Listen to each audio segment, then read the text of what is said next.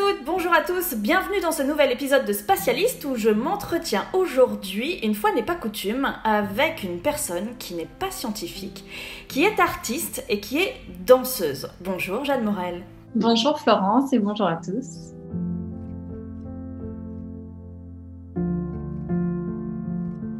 Jeanne, est-ce que vous pouvez me dire qui vous êtes, quel est votre parcours et ce que vous faites dans la vie ?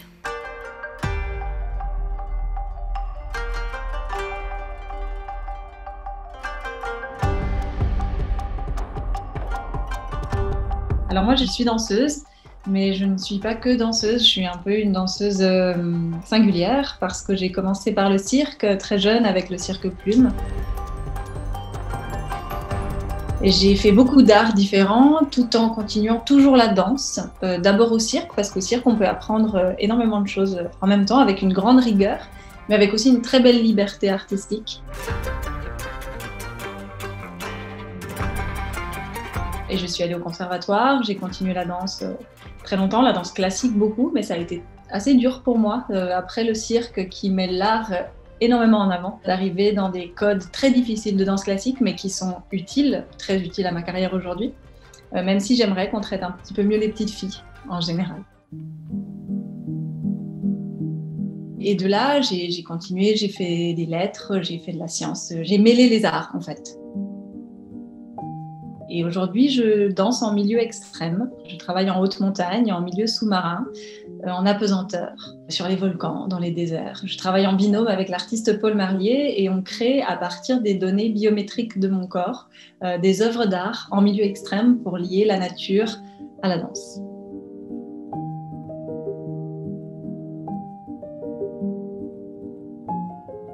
Qu'est-ce qui vous a donné envie de sortir, d'aller hors les murs et d'aller danser dans des milieux naturels ?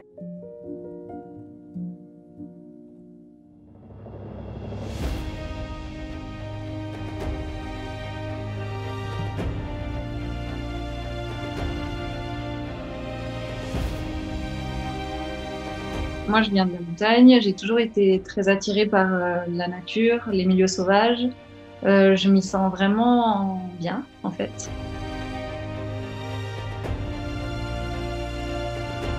Je suis quelqu'un d'assez solitaire, donc le fait de me retrouver toute seule dans la montagne, ça me fait pas peur. Et puis je crois qu'il y a quelque chose de presque magique là-dedans, qui moi m'attire énormément. Je dirais même de magique, en fait, je peux enlever le presque. Et je trouve que d'y danser, en fait, d'y rentrer presque en transe, c'est très intéressant, très fort.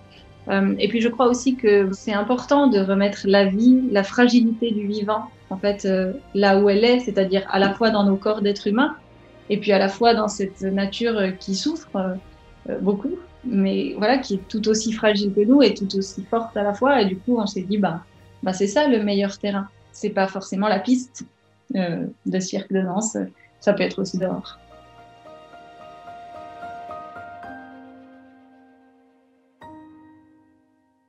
Vous ne dansez pas pour le regard des autres ? Où est-ce que vous trouvez votre plaisir à danser ? Vous savez, par exemple, quand vous arrivez devant, je sais pas moi, un volcan, une montagne, mais ça peut être moins impressionnant, ça peut être aussi juste un coucher de soleil dans un champ à côté de chez vous. Il y a quelque chose qui est absolument sublime là-dedans. Ça nous émeut. Et y danser, d'ailleurs, je vous invite à le faire si vous avez envie. En fait, le fait de danser, de se mouvoir, d'exprimer ses émotions dans un endroit qui nous émeut lui-même, c'est hyper fort et c'est pas forcément destiné, à être une représentation. C'est plutôt une connexion avec l'interne et puis avec l'environnement. Mais évidemment, on est artiste, on fait des œuvres, c'est fait aussi pour qu'elles soient vues. Donc on filme, on a des drones, on a des équipes avec nous. Mais sinon, la plupart du temps, j'ai des capteurs sur mon corps et désormais sur mon cerveau. Et en fait, on sonde l'être dans ces éléments sauvages. Et c'est là que la science intervient. En fait, on veut sonder l'émotion ressentie par la danse dans ces éléments afin d'y créer des œuvres qui s'y incluent parfaitement pour démontrer en fait la beauté de la fragilité du vivant, comme je vous disais tout à l'heure.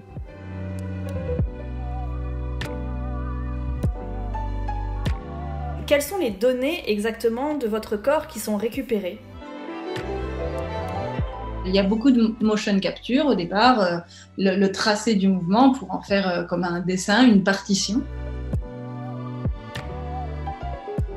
Ensuite, il y a le taux d'oxygène dans mon sang. Quand il s'agit de danser en altitude ou en apesanteur, l'altimètre, et les battements de cœur, enfin voilà, diverses données biométriques comme celle-ci. Et désormais, on travaille avec des capteurs cérébraux. Et là, on indexe un champ autonome de particules 3D que Paul a créé. Et là, on étudie diverses zones cérébrales qu'on pré-choisit avant les vols en 0G ou avant le travail en haute montagne, par exemple, afin de capter ce qui se met en place dans le cerveau à ce moment-là. Et puis nous, en tant qu'artistes, afin d'en faire un champ de particules qui peut ensuite devenir une œuvre autonome, numérique, où les gens peuvent eux-mêmes aller se balader dedans, danser dedans, s'en imprégner.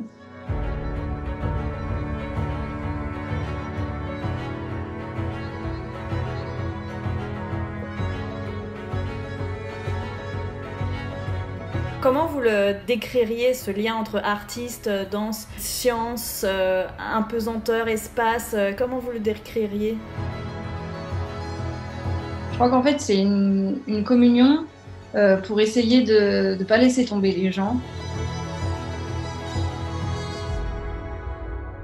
On a besoin de rêver aujourd'hui. On en a toujours eu besoin, mais l'art a toujours existé et il ne faut pas que l'art devienne élitiste, même s'il a des côtés élitistes. Mais je crois qu'en s'alliant, on peut faire passer des messages. Parce que si on est seul à divulguer un message, on oublie forcément une partie des gens, peut-être ceux qui ne nous ressemblent pas, peut-être ceux qui ne parlent pas le même langage que nous. Et donc le fait d'allier plusieurs arts et plusieurs disciplines comme la science, ça permet peut-être d'offrir un voyage complet. C'est pour ça qu'on travaille énormément sur l'overview effect. Le parrain de notre travail, c'est Jean-François Clairvoy.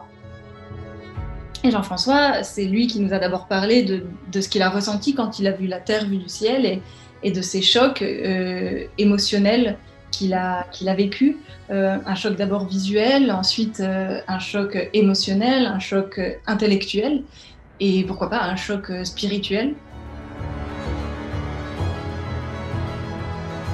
Le fait de vouloir travailler sur l'overview effect, je crois que c'était pas justifié de le faire que en tant qu'artiste ou que en tant que scientifique. Tout d'un coup, le fait de se retrouver et de dire aux humains, voilà, nous on a envie de vous parler de votre planète parce qu'on est tous passagers d'un même vaisseau, on fait tous partie de cette aventure-là. Il n'y a pas les plus grands, les plus petits, les plus riches, les moins riches. On est tous ensemble, on est tous équipiers. Et ben nous on est artistes, eux ils sont scientifiques. Et voilà, on veut vous proposer des œuvres, des expériences, des ateliers, du rêve en fait, pour qu'on parle de notre planète. Voilà.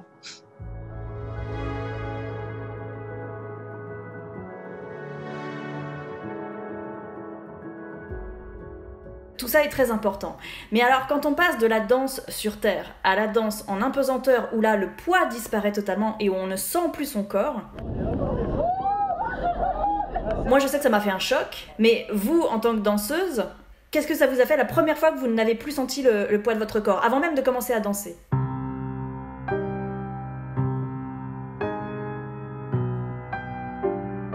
Ça m'a beaucoup touchée.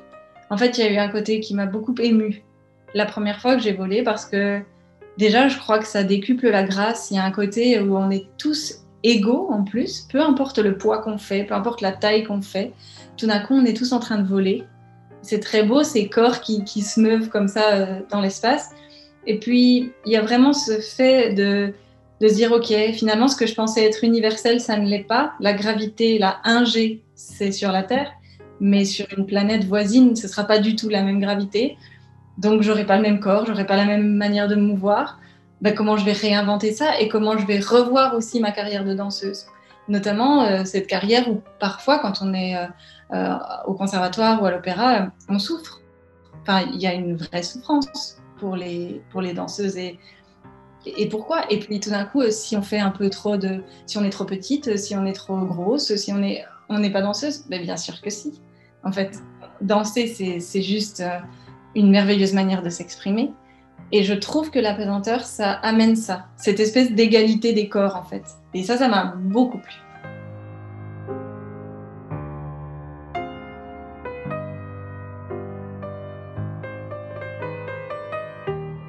puisque vous avez toujours vos capteurs, quels sont les résultats des données des différents types de milieux dans lesquels vous évoluez en dansant ?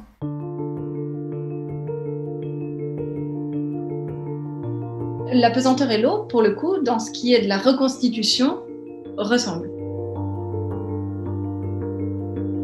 Mais par exemple, ça va être différent dans le taux d'oxygène, la respiration, le battement de cœur en apesanteur et en haute montagne, tout simplement parce qu'en haute montagne, on manque d'oxygène, c'est beaucoup plus difficile, le corps est lourd, donc on n'a pas du tout les mêmes données. Il y a quelque chose de plus en souffrance,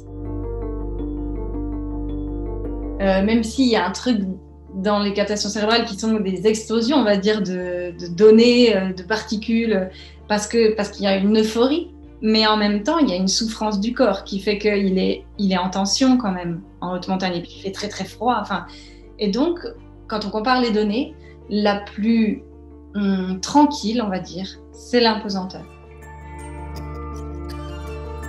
En apesanteur, on peut se mettre dans un état plutôt méditatif, mais dans les phases de 0G, parce qu'il y a toujours les phases de 1G qui s'arrêtent.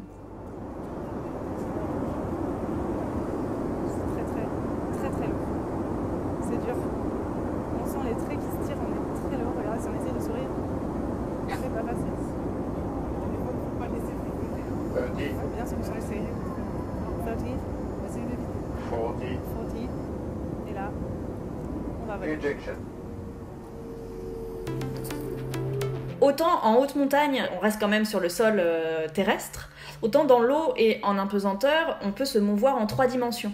Et du coup, de quelle manière le travail est-il différent en tant que danseuse quand on évolue en 3 dimensions, que ce soit dans un milieu avec une pression comme dans l'eau ou dans l'air en 0G ?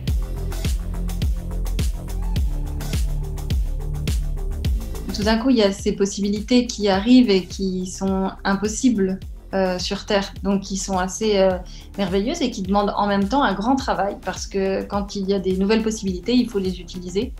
Et donc, il y a beaucoup à faire, en fait. Plus je vole, plus je me rends compte qu'il y a à faire, à tester.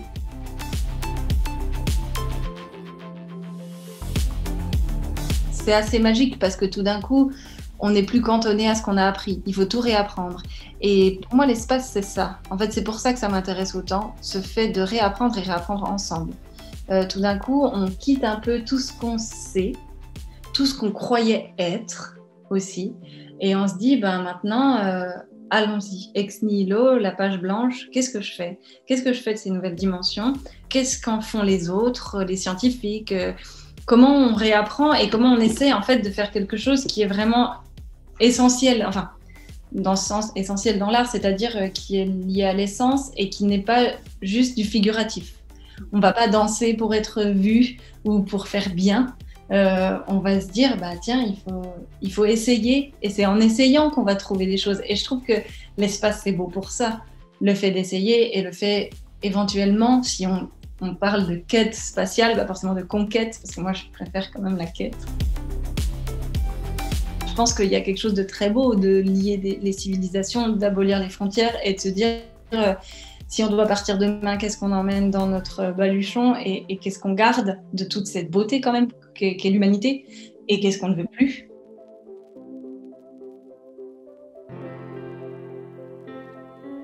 Le fait d'amener des nouvelles dimensions, qu'elles soient physiques, sous l'eau, en apesanteur, qu'elles soient aussi philosophiques, c'est hyper important. Se dire, d'accord, il y a de nouvelles possibilités, essayons d'être un peu intelligents et de réfléchir à comment appréhender ces nouvelles possibilités. Et les appréhender, je crois, avec le cœur, pas toujours avec des envies marchandes ou autres.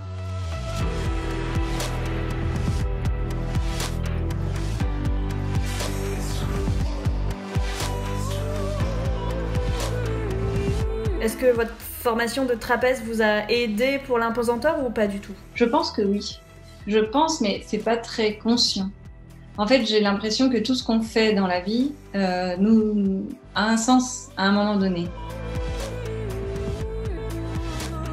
Par exemple, moi, quand j'étais plus jeune, je voulais faire tellement d'arts différents. J'ai fait du violon aussi pendant longtemps, je fais du théâtre, je suis comédienne, on me disait beaucoup, mais il faut choisir. Enfin, tu vas pas y arriver comme ça. Et en fait, non, finalement, on crée notre route. Il faut juste croire en son message, en ses rêves aussi. Et donc, je pense que oui, ça m'a servi. Si j'avais pas fait de trapèze, peut-être que jamais j'aurais fait ces vols. Je ne sais pas. Et puis aussi, ça pour parler de manière plus scientifique, les circassiens et les danseurs, on est quand même plutôt formés pour réussir à s'adapter rapidement. Comment on peut vite arriver à apprivoiser ce nouvel espace, avoir les gestes réflexes, ne pas se faire mal, savoir mettre la tête en bas très rapidement. Donc évidemment, le cirque m'a aidé, c'est sûr.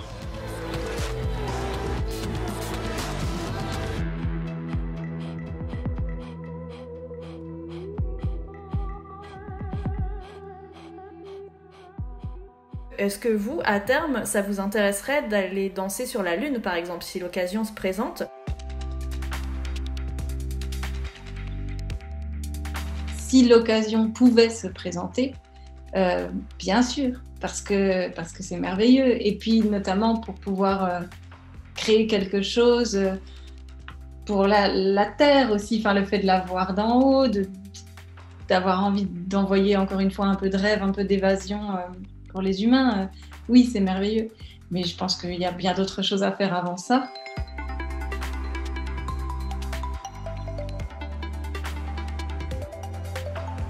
Pour rebondir là-dessus, j'ai envie de dire, enfin, c'est ce que je dis beaucoup en conférence, mais je crois que l'art, c'est vraiment essentiel, en fait.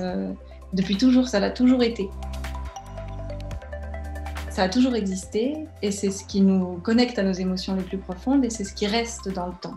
C'est ce qu'on garde, c'est ce qui nous apprend des civilisations passées. Et donc, c'est adaptable au futur. Si on enlève l'art d'un long voyage spatial, par exemple, c'est presque dramatique, parce que ça nous enlève toute une partie de notre humanité. Qu'est-ce qu'on est, sinon des êtres émotifs ? Donc, je crois que la création, l'art, a une place dans la quête spatiale. Et l'art et le ciel ont toujours été liés, en fait. Les humains ont toujours regardé le ciel en imaginant, en priant, pour se guider également. Le ciel nous connecte à notre côté émotif, à notre côté artiste. Donc en effet, danser sur la Lune, finalement, je trouve que ça a du sens.